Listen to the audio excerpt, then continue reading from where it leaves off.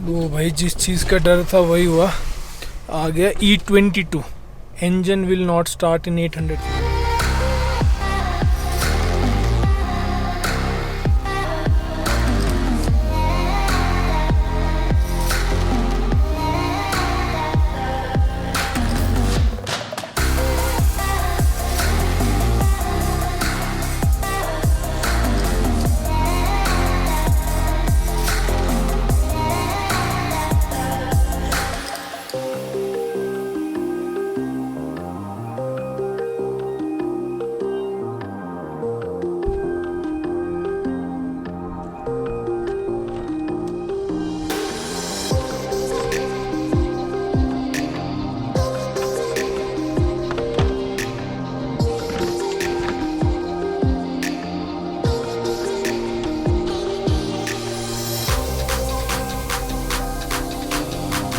अभी भी I am not sure कि हम कहाँ जा रहे हैं। Most probably Pangong.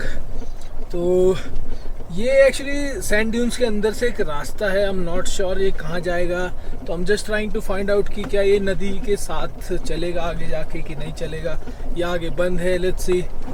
तो वही कर रहा हूँ अभी मैं। रास्ता है ये आगे जाके दीक्षित विलेज जो है उसके बाज़ार में मिल रहा था, तो क्यों वेस्ट करना। तो अभी सैंड ड्यून्स हैं, थोड़ा सा खेलते हैं, फिर उसके बाद में पेंगोंग की तरफ निकलते हैं सीधा। तो अभी 10 बज चुके हैं ऑलरेडी और मेरा मन कर रहा है कि एक बार और ज़रा सैंड ड्यून्स में खेला जाए। लेट्स सी, अगर गाड़ी मान लो फर्स्ट भी जाती है तो वी विल फाइंड आउट कि भाई हम कितने प्रिपेयर्ड हैं उस चीज़ को लेके। अब ये थोड़ा चक्कर वैसे मैंने इसलिए लगा लिया था, मैं चाह रहा था कि भाई जब हम पंगा लें तो उस पंगे से पहले अगर गाड़ी वार्म अप हो जाए प्रॉपरली तो ज़्यादा बेटर है, क्योंकि सैंड में थोड़ा सा पुश करना पड़ता है ना। तो जी चलो, we are around sand dunes, let's play. क्या बुलडोज़र आज फंसेगा। एक्चुअली यार सब सही था। हुआ क्या कि जैसे ही गाड़ी ने इधर से जंप लिया ना, तो ये जो पेच लगे हुए थे ये उखड़ गए इसके अंदर से, और ये पूरा का पूरा स्टोरेज जो है ऊपर की तरफ मुँह हो गया इसका। इस वजह से ये सारी चीज़ें फ्लाई करके उधर चली गई, अदरवाइज इट वाज ओके।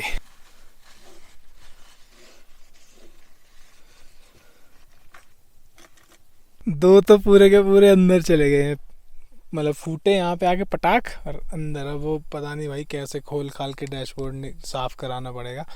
उसके अलावा यहाँ नीचे भी आए हैं और एक दो पीछे भी। भाई साहब ये स्टोरेज अगर ना उछलती अपनी जगह से तो कुछ नहीं होना था। तो ये अभी खड़ी हो गई थी पूरी ऊपर, ये निकल गए हैं पूरे ना इसके। देखो इफ यू कैन सी, ये बेस जो है ये हट गया है, मतलब ये जो स्क्रूज हैं ये निकल गए हैं इसके अंदर से। तो ये थोड़े से स्ट्रॉन्ग लगाने पड़ेंगे, प्रॉपर बोल्ट्स।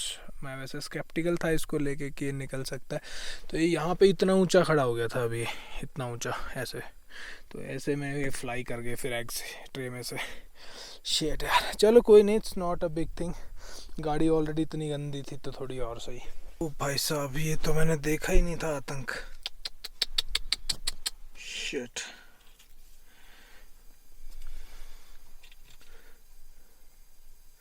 उड़ी बाबा। भैया इसको साफ करके चुपचाप निकलते हैं इधर से। हो गया ऑफ रोडिंग। पता नहीं कहाँ कहाँ घुसा है, पूरा डैशबोर्ड खोलना पड़ेगा कि क्या करना पड़ेगा, नो आइडिया। अभी तो दिख रही हैं नई नई जगहें जहाँ जहाँ गए हैं बाबूजी उछल उछल के।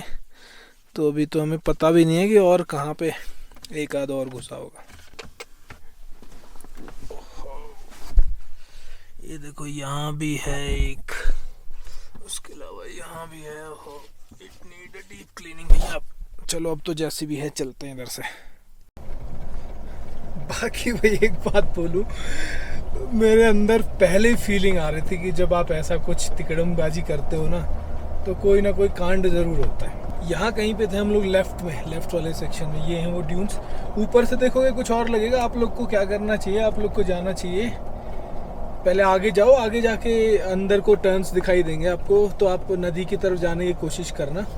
और जब आप उधर की तरफ जाओगे तो आपको फिर अंदर की तरफ से रास्ता मिलेगा, जहाँ पे एक प्रॉपर इन्होंने एक ऐसी जगह बनाई हुई है जहाँ पे ये लोग कैमल वैमल की आपको मतलब राइड दिलाते हैं। और भाई साहब इधर के अलग जलवे, रास्ता अलग है थोड़ा सा। वापस आए हम लोग हुंदर से, उसके बाद में ऊपर चढ़ने की वजह हम लोग नीचे उतर आए, तो ये जाता है पेंगोंग की तरफ। और इसके अलग जलवे हैं अपने भैया, अलग।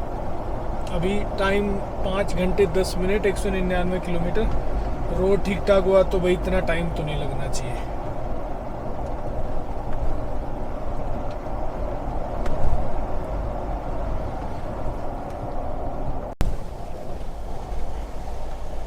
क्या बात है भाई, क्या बात है।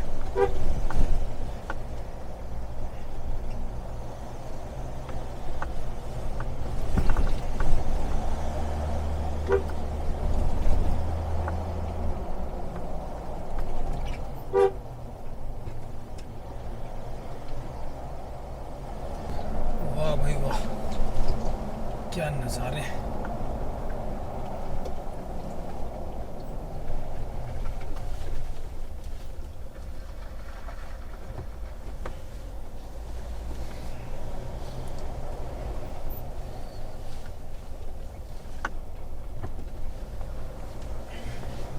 हम नदी के डेल्टा पे चलेंगे अभी।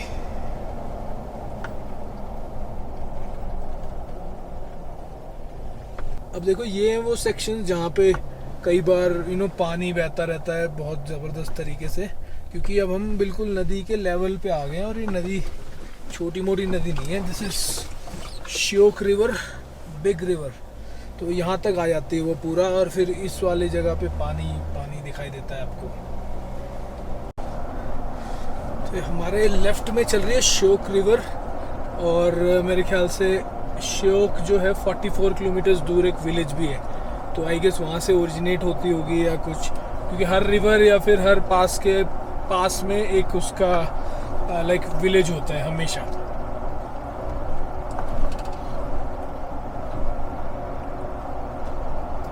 और यार ये अपना स्टोरेज बॉक्स जो है ना, इसके वो निकल गए हैं, तो अभी परेशान कर रहा है। जैसे कोई अच्छी खासी एंडुलेशन आ जाती है तो धड़ाम धड़ाम हो रही है उसके बाद में।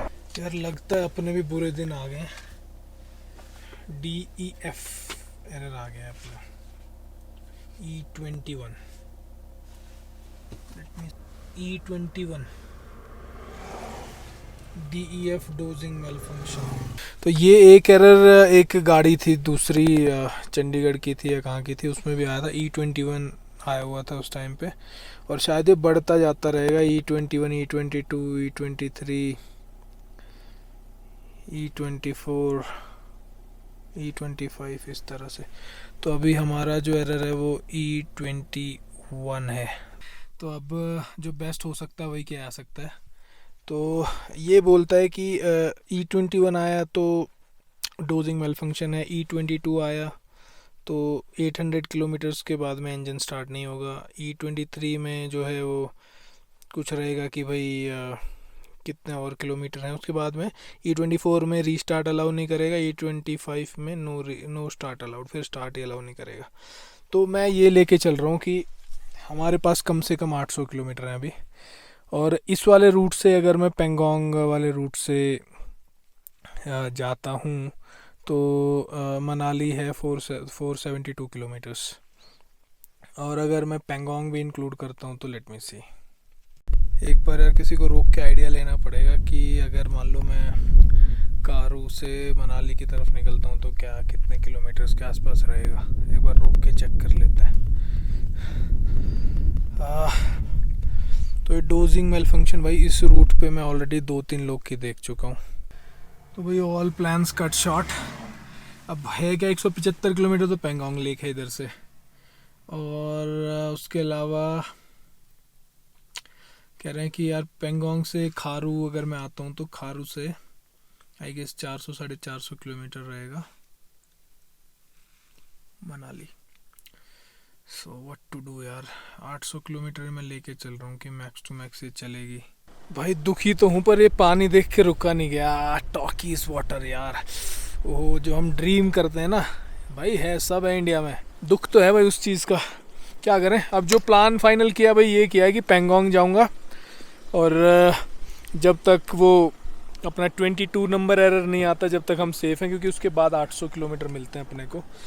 अब ऐसा ना हो कि 800 बोल के सीधा बोले जी अब 50 किलोमीटर बचे हैं तो मारे जाएंगे, क्योंकि अब कोई रास्ता नहीं यार मेरे पास। मैं ऐसी जगह पे हूँ, मैं पेंगोंग ना मैं मनाली जा सकता हूँ ना मैं ले जा सकता हूँ, बीच में हूँ।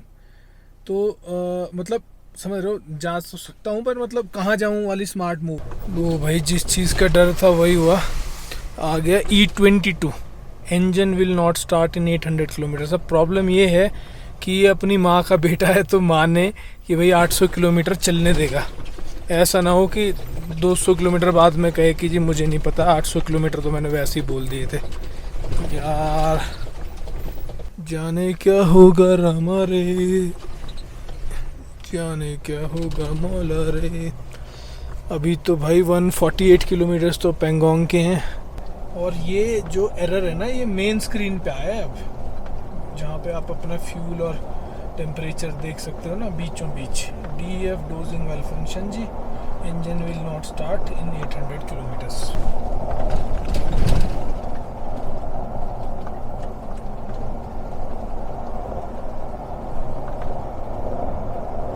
चलो भाई, एक चीज़ है शांति की कि 800 किलोमीटर तो चलेगी गाड़ी, क्योंकि पर पूरे 50 किलोमीटर के बाद में जो काउंट डाउन था वो 50 किलोमीटर ही घटा है। तो अभी कह रहा है कि 750 kilometres left, it will not start after that. तो आई फील मैं मनाली पहुंच जाऊंगा यार ऐसे में।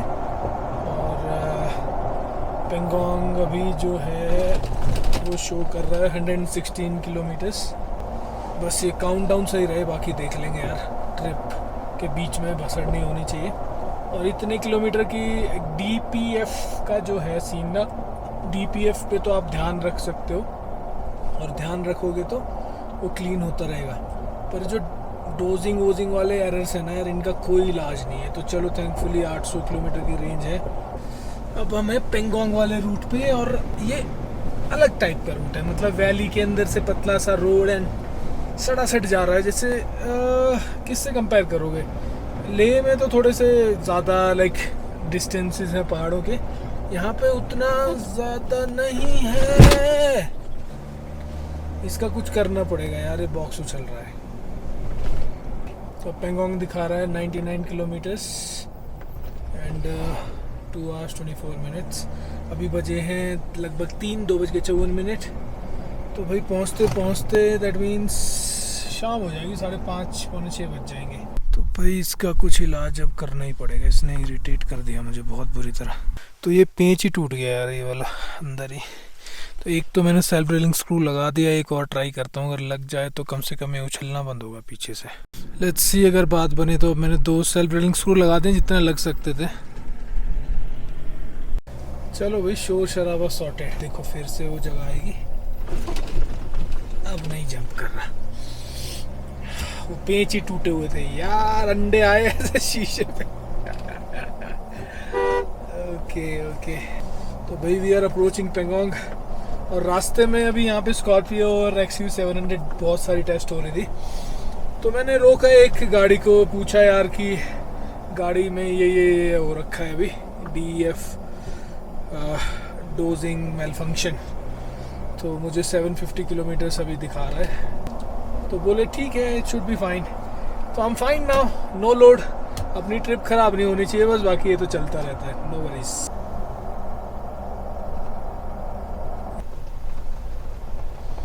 मतलब भाई पहुंच गए हम पेंगोंग ऑलरेडी।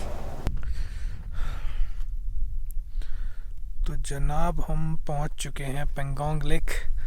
अब समझ कुछ नहीं आ रहा, क्योंकि ये जो रास्ता है ना, ये रास्ता आई गेस इसके साथ साथ चलता रहेगा। बहुत लंबी लेक है ये, एंड पूछना पड़ेगा किसी से उधर से आने वाले से कि आगे क्या है। पर मतलब अब मैं काफ़ी आगे आ गया, अदरवाइज़ जब मैंने पहली बार देखा तो मेरा मुंह फटा का फटा रह गया यार। It's so beautiful. अभी मतलब क्या बताऊँ मैं, मतलब आई डोंट हैव वर्ड्स। और यहाँ से नीचे उतर के जाया जा सकता है, वहाँ पे गाड़ियाँ खड़ी हुई हैं। लेट्स सी वहाँ पे क्या है। वहाँ भी मुझे लग रहा है जगह जगह पे इन्होंने सैकड़ों वो कुर्सियाँ लगाई हुई हैं, वो स्कूटर खड़ा किया हुआ है येलो वाला। तो कैंप तो कहीं भी किया जा सकता है, I guess. I don't know कहाँ तक आया जा सकेगा, क्या किया जा सकेगा। बट मेरे साथ जो अभी प्रॉब्लम है वो ये है कि अपने पास में ज़्यादा किलोमीटर्स नहीं बचे हुए हैं, तो मैं किलोमीटर्स भी नहीं वेस्ट कर सकता यार, दैट्स द प्रॉब्लम। गाड़ियाँ उधर चल रही हैं लेक के पास में। तो ये है भाई ब्यूटीफुल पेंगोंग लेक, एंड ये है आज का हमारा कैंप स्पॉट। तो शाम होने लगी है, फटाफट से प्रिपरेशंस कर लेनी चाहिए। बहुत ठंड रहेगी, गाड़ी को स्टार्ट होने में भी सुबह थोड़ा लोचा रहेगा, बट हम प्रिपेयर करके सोएंगे। तो भाई कुछ खाने पीने का बना लिया जाए फटाफट से। और जो ये रास्ता है ये आगे सीधा मतलब जाता ही चला जाता है, मतलब there is no end to it. अब हम जैसे मैं आया था मुझे लगा था कि भाई यहाँ आने के बाद में तो लाइक इट्स डेड एंड, नहीं, आप इस रूट से जाते जाओ। अब बहुत सारे गांव आएंगे, उपशी वगैरह एंड ऑल, और फिर आप लेह मनाली हाईवे पे कनेक्ट हो जाओगे। काफ़ी दूर है बट है। तो मिट्टी विट्टी डाल के बाउंड्री बनाई हुई है पूरी लेक की। और जो टूरिस्ट प्लेस था वहाँ पे तो मतलब काफ़ी अलग तरह का सेटअप कर रखा था उन लोगों ने। तो जी चांद ऑलरेडी निकल आया है, सूरज अभी छुपने वाला है, और टोपियों पे चोटियों पे बर्फ़ गिरी हुई है। भाई साहब बहुत ठंड है, और रासा मैंने ये और तोड़ दिया आज।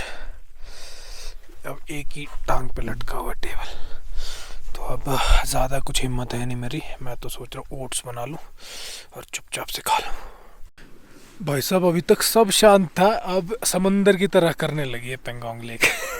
ऐसा ना हो कि हमारे यहाँ से टेंट हटवा दे, मूव ना करना पड़ जाए। मतलब देखो कितना उछाल मारती है, क्योंकि पानी जो इधर आया हुआ है थोड़ा सा मे बी ये लेक का ही आया हुआ है, जो ये सामने ये दिख रहा है ना।